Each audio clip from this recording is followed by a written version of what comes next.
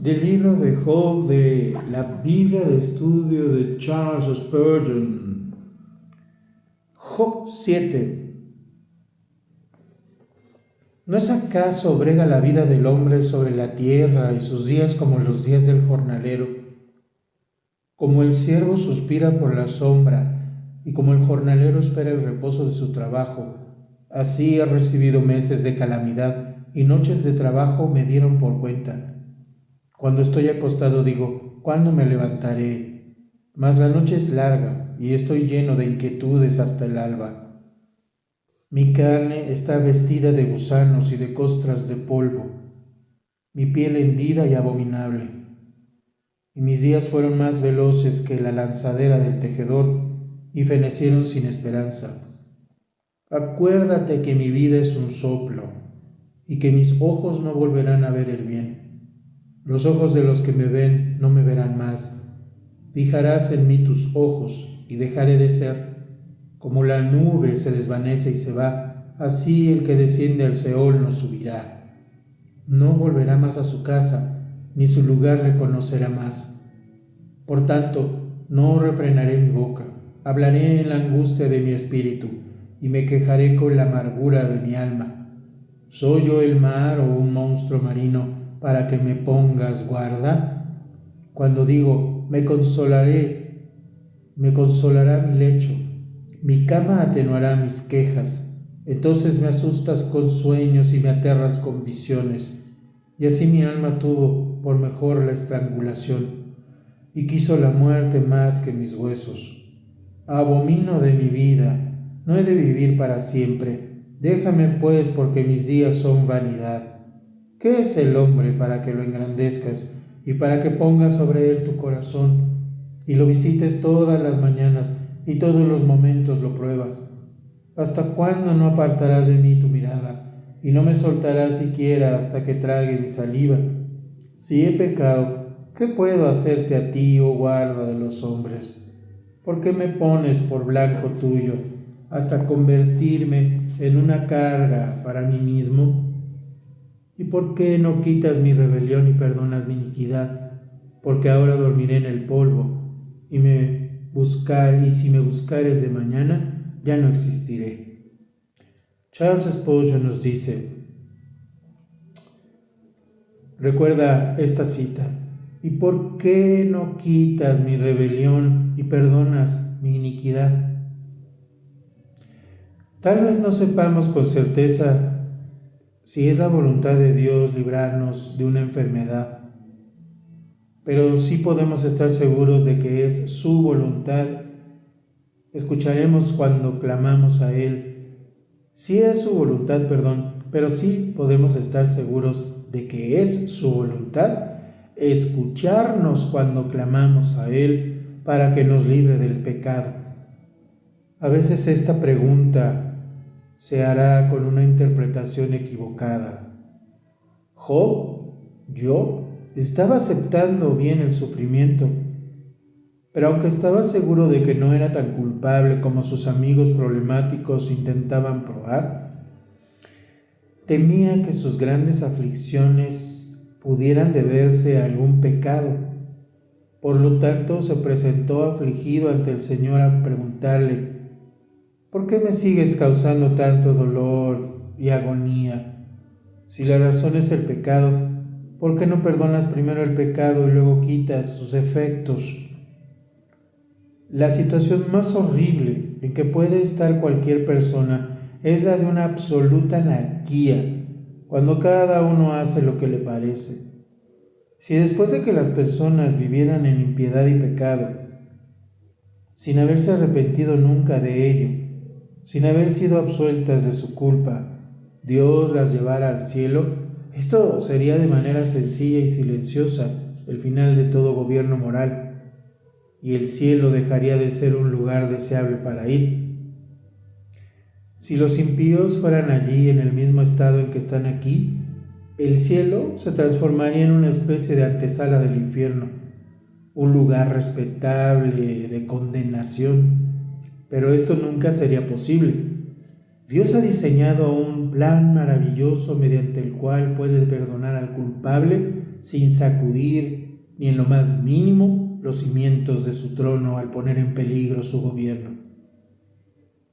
Si rechazamos el camino de Dios a la salvación, debemos perdernos y la culpa debe yacer a nuestra puerta. Dios no permitirá a la anarquía para consentir nuestros caprichos, ni dejará vacío el trono del cielo para salvarnos según nuestro antojo. A expensas infinitas del amor de su corazón, mediante la muerte de su Hijo amado, ha provisto un camino de salvación. Y si lo rechazamos, no hace falta que hagamos la pregunta de Job, porque sabemos por qué no perdona nuestra transgresión, ni quita nuestra iniquidad, y la sangre de nuestra alma inmortal será sobre nuestra propia cabeza. Qué maravilla esto que nos enseña el pastor Charles Spurgeon. Por eso sí es una Biblia de estudio, no es un devocional en el sentido nada más de orar, que sí, qué maravilla. Pero es que entre muchas cosas que nos enseña el Espíritu de Dios a través de Charles Spurgeon, porque al final nos lo enseña Dios, al final nos lo enseña Cristo, es que en el sentido de la oración es que debe de ser una reflexión en canto, en gozo y en honra al Eterno, en Cristo, gracias al Espíritu Santo. Pero ya concretamente de este pasaje de Job, qué iluminador es, porque nos explica en parte ese gran misterio del libro de Job. Sabemos ya en la profundidad de los sabios de Israel que el Mashiach, el Mesías, estaba también en Job, aunque él viene después en Jesucristo. El Mesías es desde siempre y el Mesías estaba ahí con Job, y Job hace una expiación de los pecados del mundo. Job fue un elegido para sufrir los pecados del mundo, quizá de una manera cronológica, quizá en algún tiempo, quizá por el pueblo, quizá por esas tribus, eso no lo sabemos, pero es un tipo de Cristo. Como sabemos, los tipos del Cristo los encontramos a lo largo de toda la palabra, desde Génesis hasta obviamente cuando Él viene en Yeshua, en Jesús.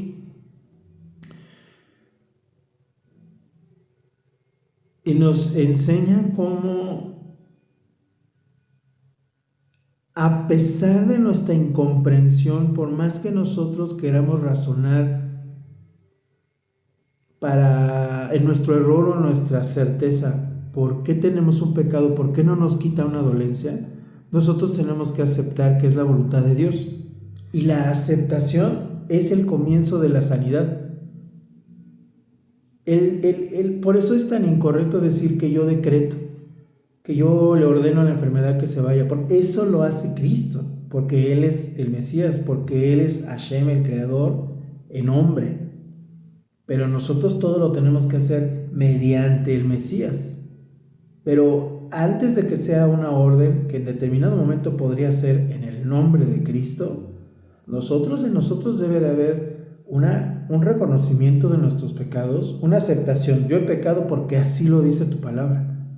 En aquellas cosas que a nosotros nos cueste trabajo, teniendo razón o no, que nos cueste trabajo aceptar que son pecados, o que nos cueste trabajo decir ¿por qué si es un pecado?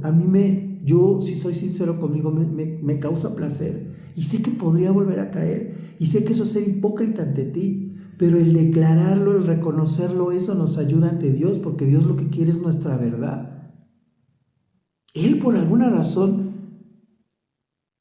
ha permitido que nosotros caminemos ese camino para volver a Él. Nosotros somos esos, permítaseme decirlo, esos recogedores de lo que está sucio en el mundo, y Él ya ha trabajado con nosotros desde antes que nosotros lo reconociéramos. Nosotros por eso tenemos que ser obedientes y decir: Padre, yo todo esto que leo de aquí sé que he hecho mal, y sé sinceramente que hay cosas que no entiendo por qué son pecado. Hay las obvias que todos sabemos que no está bien, que no nos gustaría que a nosotros nos hicieran, y que si somos sinceros decimos: no, pues sí, eso está mal, porque a mí no me gustaría que lo hicieran. Pero hay otras situaciones que decimos, pero es que ¿por qué tiene eso algo de malo? ¿Por qué? ¿Por qué si yo siento ese gozo, esa satisfacción, por qué tiene que ser malo? Bueno, porque si lo dice la palabra, lo es. Porque nos está agarrando a la tierra, no al cielo. Y aquel que está atado a la tierra, todavía no está listo para recibir a Cristo.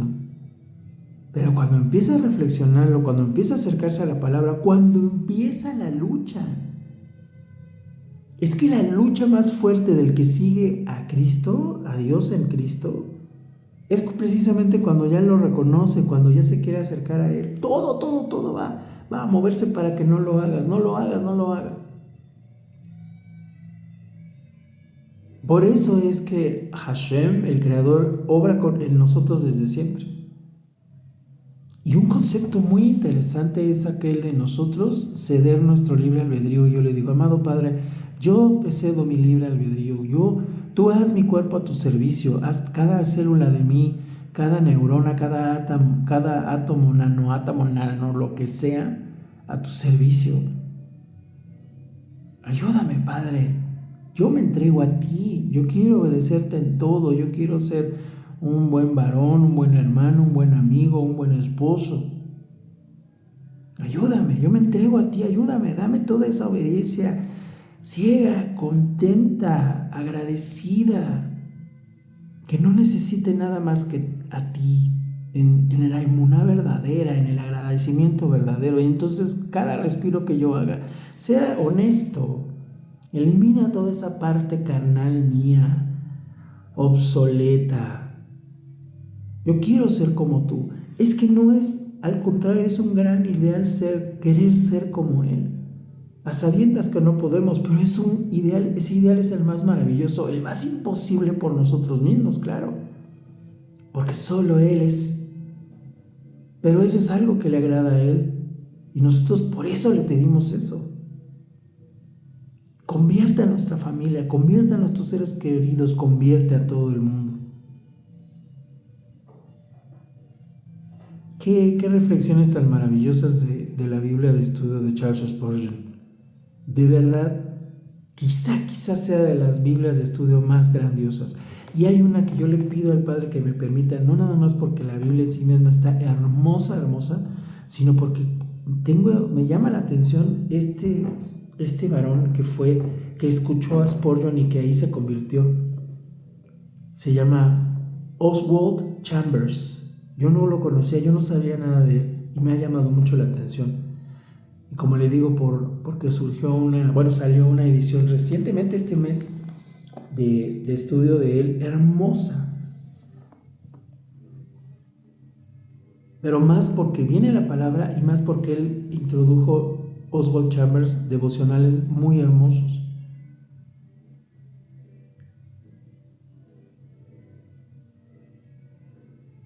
Que el Eterno nos guíe, que el Eterno sea glorificado.